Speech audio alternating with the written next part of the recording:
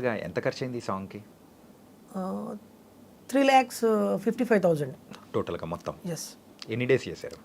ఇది 2 డేస్. అంటే ఒకరోజు 1 డేలో చేసేసాము. హ్మ్. అది కొంచెం అవుట్‌పుట్ సరిగా లేదని చెప్పి మళ్ళీ రీషూట్ చేసాము. సో, రీషూట్ దాంతో కలుపుకొని మొత్తం 3,00,000 355. అంటే విత్ మ్యూజిక్, ఆర్ఆర్ అన్నీ లేదు, కలుపుకొని మొత్తం. Only shoot. Only shoot. Yes. Shoot 3. So, ఇంగ మ్యూజిక్ మొత్తం వేసుకొని ఒక 2. అంతే. టోటల్‌గా 5,00,000 అన్నమాట. యెస్. వచ్చిందెంత?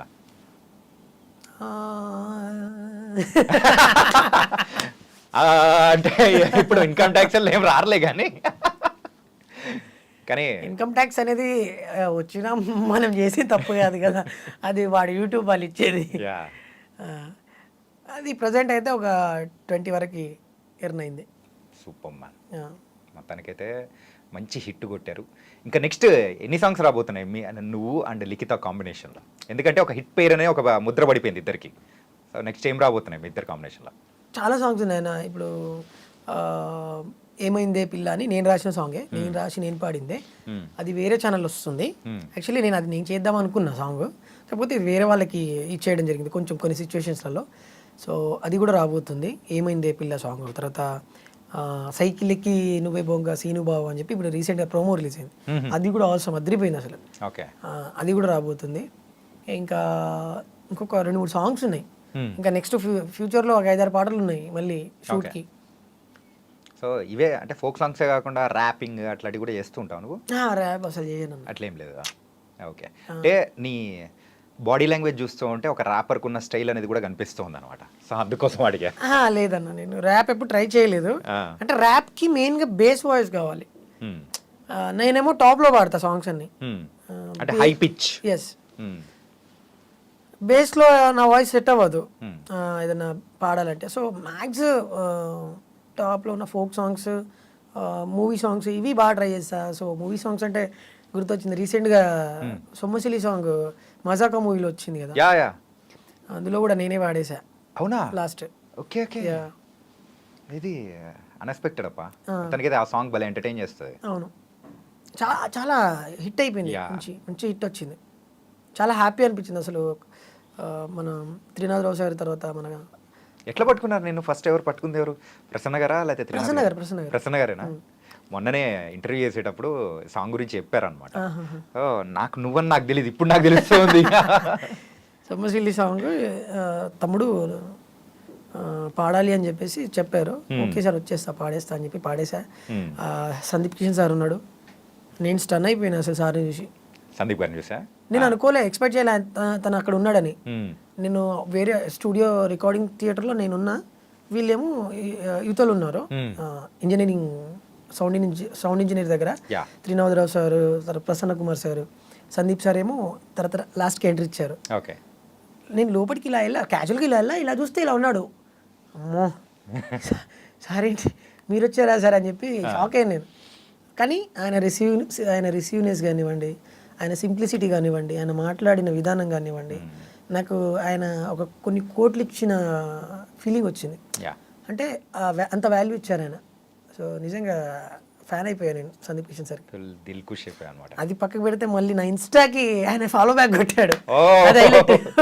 నాకు భలే అనిపించింది నిజంగా, కోల్డ్ ఆటాడు ఆయన. ఓకే. సో ఇంతకు రిలేషన్లో ఉన్నావా? లేదన్న. ఇప్పుడు ఎన్ని ప్రపోజల్స్ వచ్చాయి?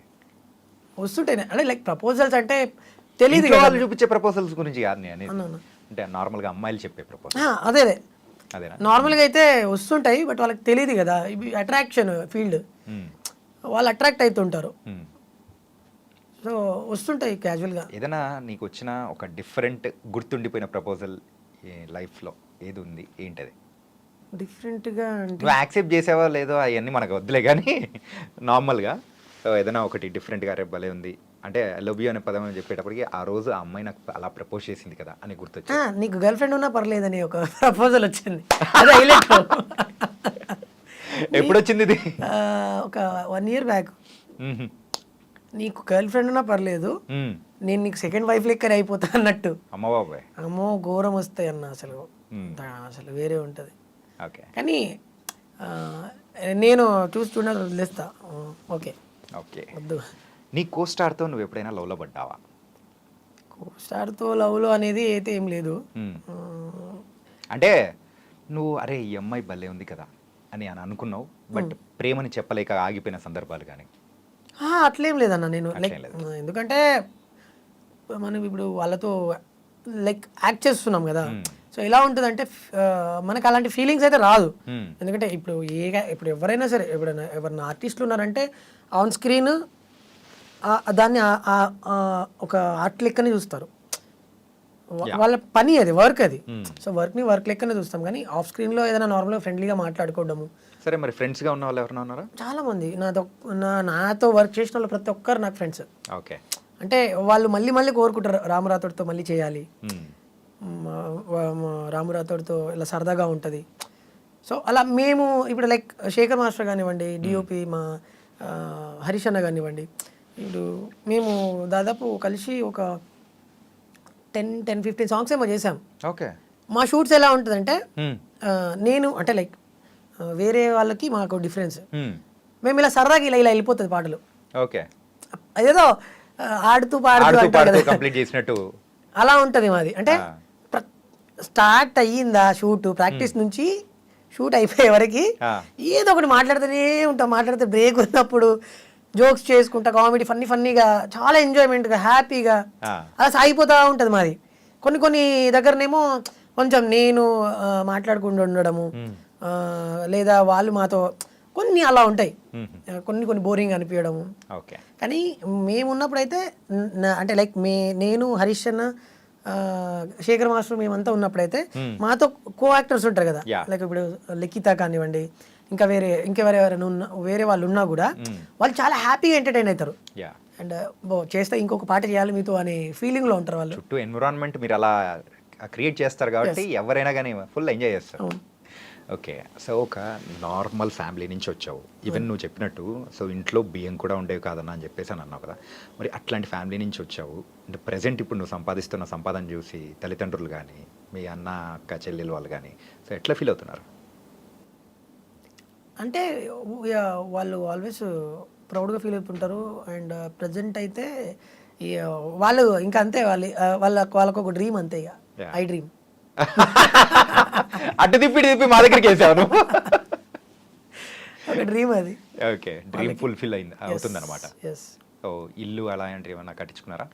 ప్రజెంట్ అది వర్క్ నడుస్తుందన్న. నడుస్తుందా? ఓకే. ప్రజెంట్ ఇప్పుడు అదే వర్క్లో ఇప్పుడు వర్క్ నడుస్తుంది.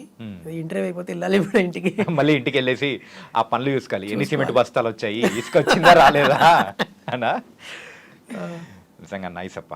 ఎక్కడ స్టార్ట్ చేసావు అండ్ ఇప్పుడు ఎలా వెళ్తున్నావు అనేది కూడా ఒక చాలా ఇన్స్పైరింగ్ స్టోరీ, చాలా సూపర్గా ఉంది. సింపుల్ అన్న, మనిషి అనుకుంటే ఏదైనా సాధించవచ్చు. రైట్. ఒకటి డెడికేషన్ అనేది చాలా ఇంపార్టెంట్. ఏ ఫీల్డ్లో అయినా సరే మనం చేసే పనిలో డెడికేషన్ ఉంటే ఖచ్చితంగా అది మనల్ని ఎప్పటికైనా సరే సక్సెస్ చేస్తుంది పక్కా. కానీ ఇప్పుడు నాకు కొంచెం ఈ టైం లేక కొంచెం నేను నా టైం సెట్ చేసుకోలేకపోతున్నా, కానీ ఖచ్చితంగా డెడికేషన్ ఉంటే ఖచ్చితంగా మనిషి ఎక్కడికైనా వెళ్ళిపోతాడు. సరే, ఈసారి నా కోరిక మేరకు సో రాను, బొంబాయికి రాను అని చెప్పేసి అనేది కదా, దుబాయ్ పెట్టేసి ఇంకో సాంగ్ పెట్టేసి ఓకేనా, అప్పుడు నేనే గుర్తు రావాలి నీకు. అప్పుడు దుబాయ్ వాళ్ళు పిలుస్తారు నన్ను. దుబాయ్ వాళ్ళు పిలుస్తారు, దుబాయ్ షేక్ పిలుస్తుంది మిమ్మల్ని అన్నది. నైస్ అప్ప, really all the very best. ఇంకా బోల్డ్ అని మంచి సాంగ్స్ రావాలి, ఇంకా క్రోర్స్ వ్యూస్ అనేది కూడా కొట్టాలి. Thank you. All the best Ram Rathod. Thank you.